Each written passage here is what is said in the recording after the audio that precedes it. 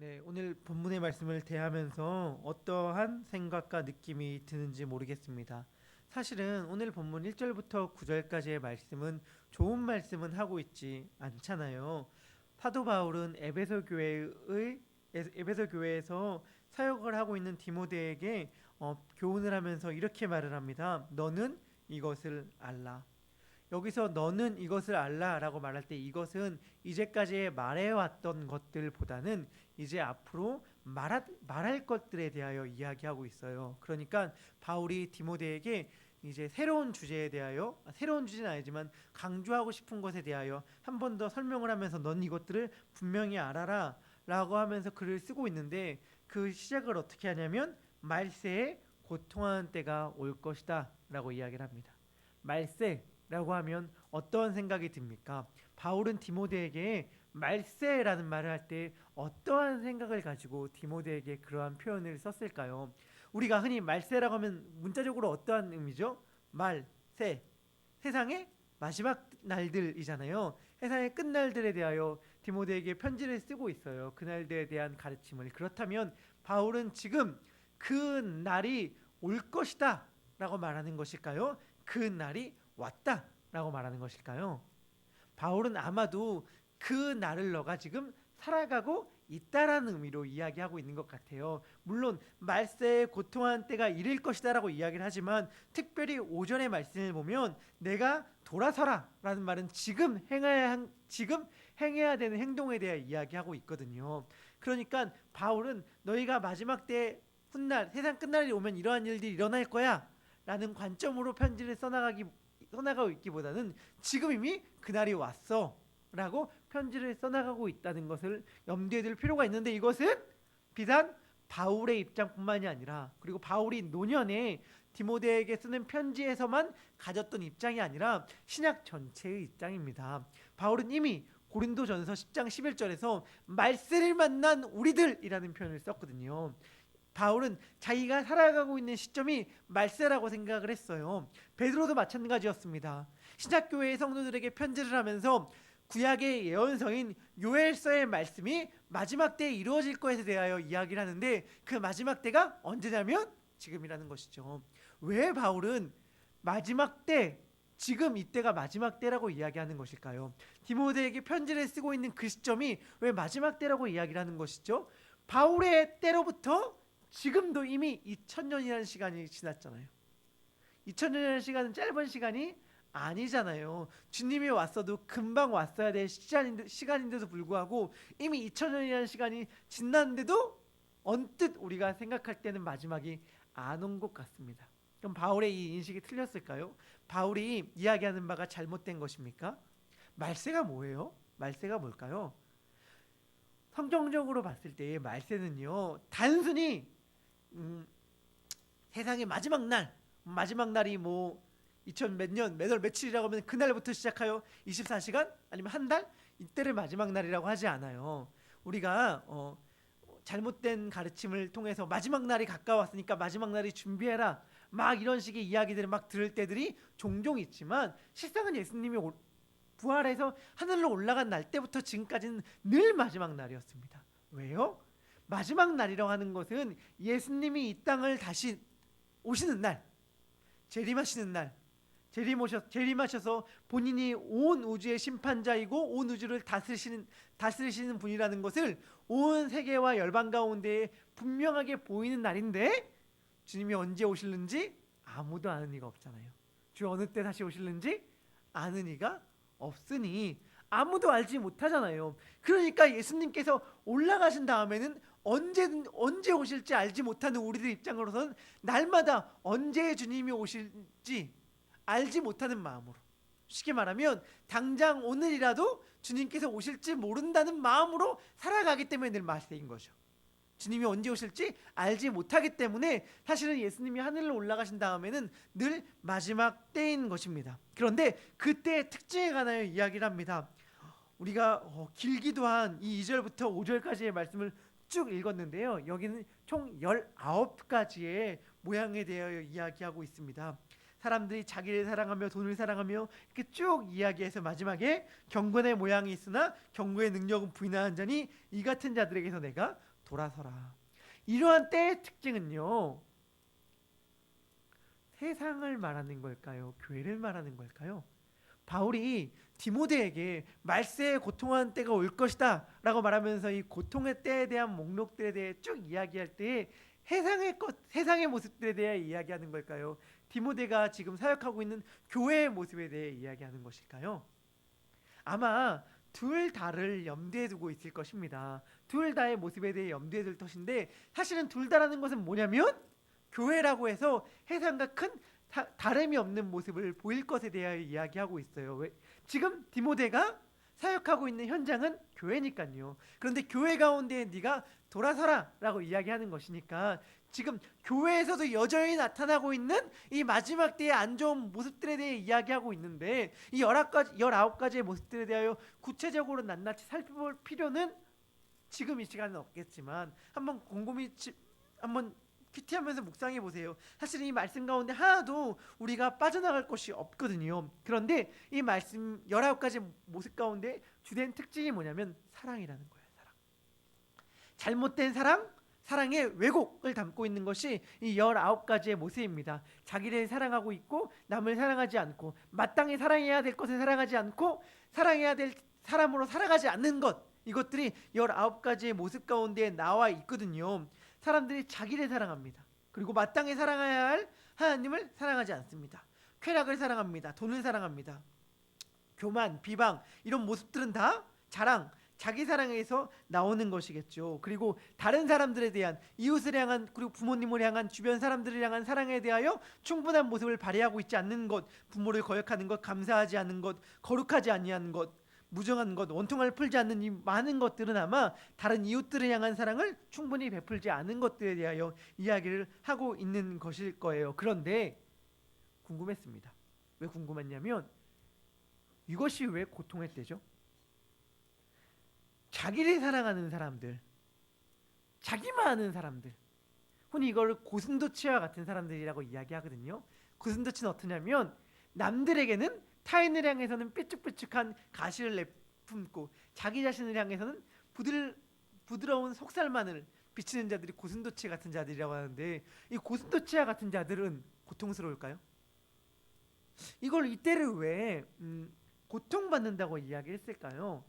그러니까 나만 알아, 나만 자기 자신만 알아, 그리고 다른 사람들은 돌보지 않아 라고 하는 사람들이 지금 고통받고 있을까요?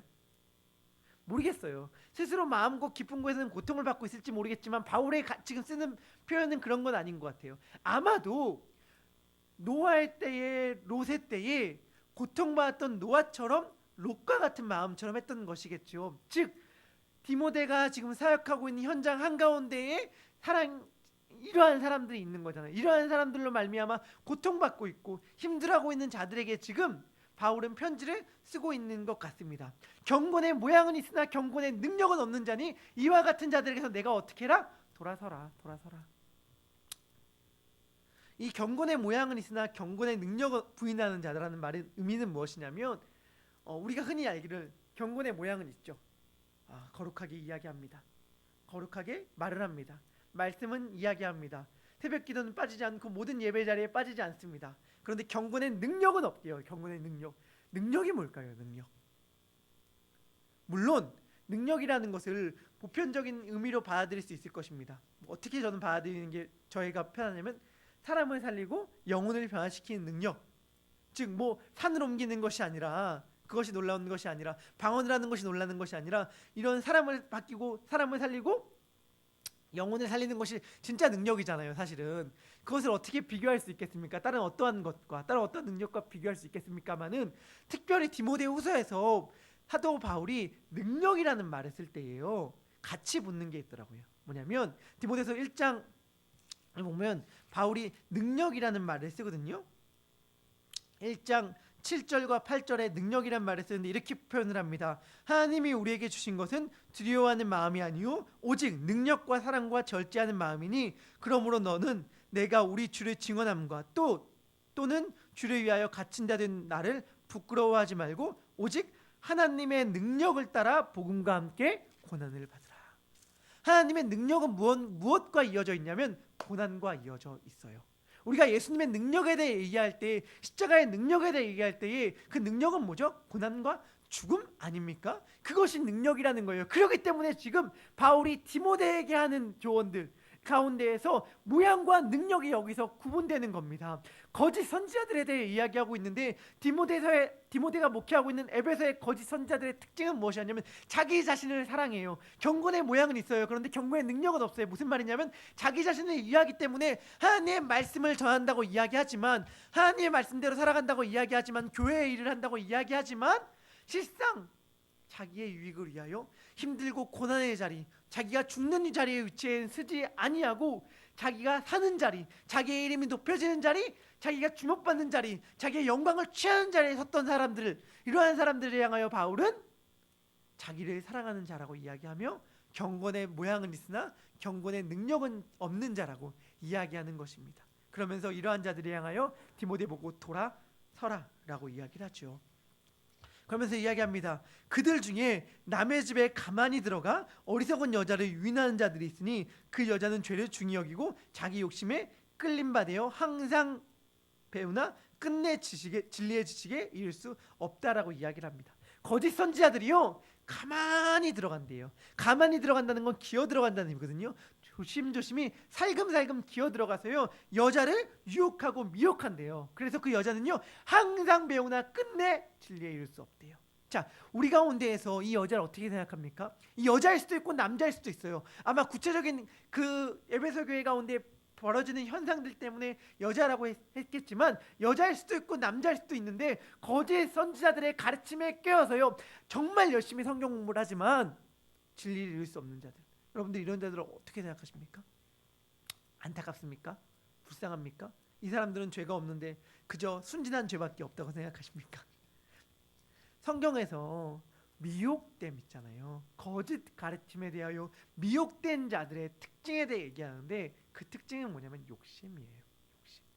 사실은요 우리가 잘못된 가르침에 왜 혹하는가, 우리가 잘못된 가르침에 왜 빠지는가, 물론 잘못된 가르침에 빠져서 허덕이고 헤매 있는 자들을 향하여 너가 잘못했어라고 말하는 건 너무나도 잔인한 말일 수 있지만, 그럼에도 불구하고 오늘 말씀이 이야기하기 때문에 중요한 제가 지점 하나를 이야기한다면 잘못된 가르침에 빠지는 이유에 대하여 바울은, 그리고 성경은 뭐라고 이야기하냐면 욕심이라고 이야기하는 거예요.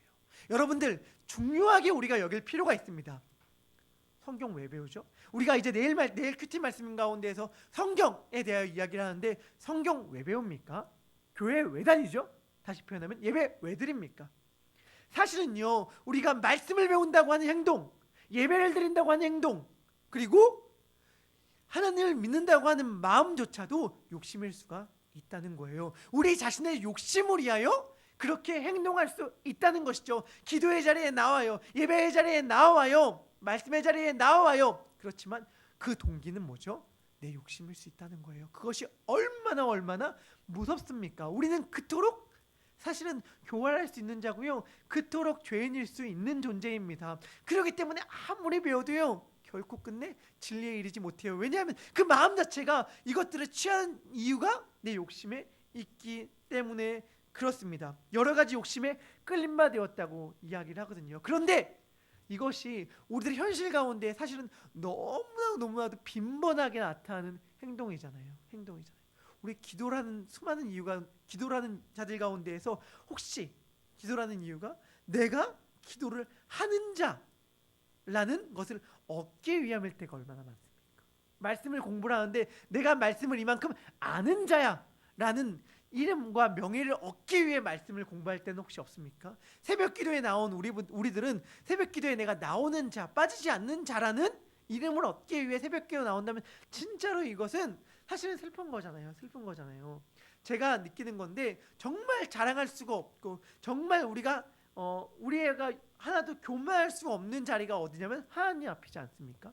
우리가 그 어떠한 것도 내 것을 주장할 수 없는 자리, 잘난 척을 할 수 없는 자리가 어디냐면 예배의 자리예요. 예배의 자리. 예배의 자리에서 잘난 척할 수 있는 사람은 아무도 없어요. 왜냐하면 우리 모든 스스로 이 자리에 나올 수 없는 자이며, 거울까지 하나님 앞에 죄인인 우리가 섰을 때 우리의 것을 어떻게 하나님께 감히 내세울 수 있겠습니까? 그런데 우리는 어떠한 자입니까? 예배의 자리까지 나와서 내가 남들보다 조금 더 우월한 자라는 것을 기어코 드러내야 하는 직성이 있는 존재가 우리들이잖아요. 그러니까 날마다 사실은 우리가 주님 앞에 우리들의 모습을 회개하고 보인할 수밖에 없는 것이죠. 그런데 바울은 지금 그 이야기를 하고 있는 거예요. 만약에 너희 가운데 거짓 선생들에게 미혹되는 자가 있다면 사실은 자기들의 마음을 돌이켜봐야 하는 거죠. 욕심에 이끌린 것은 아닌가 하고 말이죠.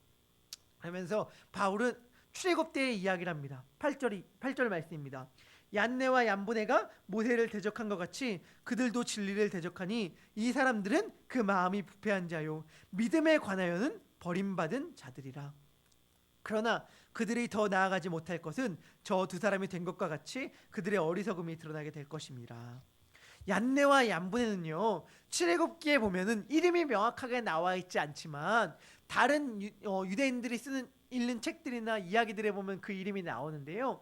모세가 출애굽하기 위하여 바로 앞에 나왔을 때에 바로 앞에서 여러 가지 기적들을 베풀잖아요. 물을 피로 변하게 하고 지팡이를 뱀으로 변하게 하는 등등의 일을 베풀잖아요. 그런데 바로 옆에 있던 마술사들 있죠. 이 마술사들이 모세가 행했던 기적을 똑같이 흉내하지 않습니까? 초반부에는요. 그 마술사의 이름이 바로 얀네와 얀보네예요. 그런데 이 얀네와 얀보네가 맨 처음에는 그 모세와를 똑같이 흉내냅니다. 물론 없애기는 못했지만 모세를 똑같이 흉내를 내요. 그런데 이 재앙부터는 모세를 흉내내지 못하고 모세를 따라내지 못함으로써 그들의 거짓됨이 폭로되는데, 지금 바울은 이 이야기를 하고 있는 거예요. 자, 다시 돌이켜보면 뭐냐면 거짓 선지자들을 향하여 출애굽 때에 바로의 옆에 있던 마술사들이라고 이야기를 하는 거고요. 자기와 디모데를 모세 쪽에 선 사람으로 이야기하는 것입니다. 그런데 뭐라고 여기서 포커스는 뭐냐면, 제가 읽을 때 말씀이 이야기하는 중요한 초점은 뭐냐면, 모세가, 바울이, 디모데가 더 능력이 있고 더 힘이 있고 더 그들보다 더 뛰어나다라는 거에 포커스가 있는 건 아닌 것 같아요. 마치 얀네와 얀보네가 만든 뱀을, 모세가 만든 뱀을 먹었다, 우리가 더 힘이 있다라고 말하는 것이 아니라 결국에는 그들이 거짓으로 드러났다라는 데 포커스가 있는 것 같아요. 맨 처음엔 구별이 안 되잖아요. 맨 처음에는 구별이 안 돼요. 둘 다 진짜인 것 같아요. 왜냐하면 얀네와 얀보네 거짓 마술사들도 똑같이 흉내를 내니까 구분이 안 되는데, 결국에 어느 틈에 와서는 구분이 되더란 말이죠. 그런데 이것은 하나님께서 결국엔 드러나게 한다라는 데 포커스가 있어요. 거짓 선지자들이 있습니다. 그리고 바르게 하나님의 말씀을 전하려고 하는 디모데와 같은 자들이 있어요. 바울은 이렇게 이야기하는 거예요. 너의 진실됨은 거짓 선지자들과 싸움으로 증명하지 말아라. 결국엔 하나님이 드러나게 하실 것이다 라고 이야기하고 있는 것입니다. 그 이야기는요, 바울이 디모데에게 쓰는 디모데 후서 가운데 계속했던 말이잖아요. 논쟁을 피하라, 변론을 피하라. 왜요? 하나님이 결국엔 드러나게 하실 테니까. 결국엔 하나님께서 드러나게 하실 때가 옵니다. 노아의 때에, 롯의 때에 결국엔 하나님께서 드러나게 하실 때가 옵니다. 우리는요, 우리가 옳다는 것, 우리가 하나님 앞에 서 있다는 것, 우리가 하나님의 백성이라는 사실을요, 막 그들과 싸움으로 말미암아 증명해내는 것이 아닙니다. 결국에는 하나님께서 드러나게 하실 것이거든요. 그때까지 참고 기다리는 건 힘들죠. 그렇기 때문에 말때는 어떻죠? 고통받는 때예요. 고통하는 때입니다. 그렇지만 그럼에도 불구하고 하나님께서 반드시 드러나게 할 것입니다. 바울이 말세라는 표현을 썼을 때에 이 표현이 의미가 있는 이유가 있어요. 말세는 뭐냐면요, 심판, 드러남을 전제하고 있는 개념이거든요. 미국의 장관을 지냈던 다니엘 웨스터라는 사람이 있대요. 이 사람에 대한 평가는 차치하더라도 이 사람이 했던 말이 있습니다. 뭐라고 이야기를 했냐면, 그 말에 자기 또한 걸리겠죠? 누군가가 물었습니다. 당신은 어떻게 일평생 그렇게 남들 볼 때에는 바른 생활을 할 수가 있었습니까? 라고 할 때 그 다니엘 웹스터라는 사람은 이렇게 이야기를 했습니다. 저는 제가 이 땅 가운데 살아가고 있는 이러한 모습들에 대하여 나중에 훗날 하나님 앞에서 책임을 져야 한다고 생각합니다. 그 생각을 하면 이 땅 가운데의 삶이 경건하여집니다. 라고 이야기를 했습니다. 말세는요, 하나님께서 결국엔 이 땅 가운데 있는 모든 것들을 드러낼 거라는 것을 염두에 두고 있는 것이고, 신앙이라는 건 하나님께서 결국엔 나의 모든 것들을 아시고 선악간에 판단할 것, 심판할 것을 믿는 믿음이거든요. 이 땅 가운데 교회가 있습니다. 이 땅 가운데 세상이 있습니다. 거짓 선지자들은 여전히 팽배한 것 같습니다. 잘못된 가르침들과 우상들은 이 땅 가운데 가득한 것 같아요. 그 땅 가운데 살아야 하는 것이 쉽지 않습니다. 그리고 내가 진짜 하나님의 사람이라고 끊임없이 증명하고 싶은 유혹들이 여전히 들어요. 어떤 방식으로? 세상의 방식으로, 내가 옳다는 방식으로, 내가 맞다는 방식으로 끊임없이 나를 드러내고자 하는 유혹들이 든다는 말이에요. 그런데 바울은 이야기합니다. 어디서는 디모데에게 싸우라라고 얘기하지만 어디서는 디모데에게 피하라라고 이야기를 해요. 외면해라, 싸우지 마라라고 이야기를 합니다. 왜냐하면 피하는 것이 싸움의 방식이기 때문에 그래요. 피하는 것이 뭐냐면 내가 내 자신을 증명하지 아니하고 끊임없이 부인하는 삶. 내가 남들이 볼 때는 손가락질 당하는 위치 가운데 서 있지 모르지만, 그리고 누가 볼 때는 거짓 선지자들이 와서 성경책을 더 잘 아는 것처럼 이야기를 해요. 무익한 변론을 하는데, 바울이 볼 때는, 디모데가 볼 때는 무익한 변론인데, 와, 저 사람 성경 많이 아는구나. 와, 저 사람 능력 있구나. 와, 저 사람이 한번 기도하니까 이러한 신비한 능력들이 일어나고 있어 라고 하는 것들을 보면서 얼마나, 물론 잘못된 점을 이야기하겠지만 내가 더 능력 있어, 내가 더 많이 알아, 내가 더 옳아 라고 하는 싸움의 방식이 아니라는 것을 바울은 이야기하고 있는 것 같아요. 결국엔 하나님께서 선악간에 다 드러내게 하실 것입니다. 우린 이 하나님의 드러내게 하심을 믿을 줄 알아야 해요. 결국엔 거짓된 가르침의 사람들은요, 더 나아가지 못할 것입니다. 이 시간 우리들의 삶을 돌이켜보면서 이제 기도하는 시간 가질 텐데, 우리들의 삶을 생각해 보셔요. 얼마나 억울한 점들이 많습니까?